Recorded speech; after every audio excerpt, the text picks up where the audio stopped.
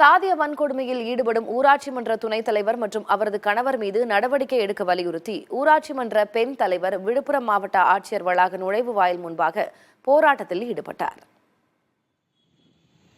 ஆனாங்கூர் ஊராட்சியில் பழங்குடியினர் சமூகத்தைச் சேர்ந்த 30க்கும் மேற்பட்ட குடும்பங்கள் வசித்து வருகின்றனர்.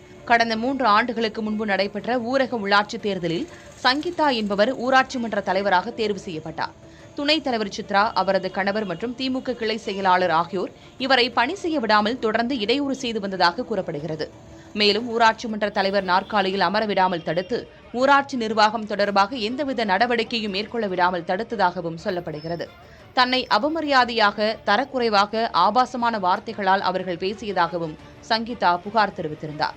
இந்நிலையில் கிராம சபை கூட்டத்தில் பங்கேற்ற போதும் தன்னை அவமதித்ததாக குற்றஞ்சாட்டி தர்ணாவில் ஈடுபட்டார். தொடர்ந்து காவல்துறையினரின் பேச்சுவார்த்தையை தொடர்ந்து அவர் போராட்டத்தை கைவிட்டார்.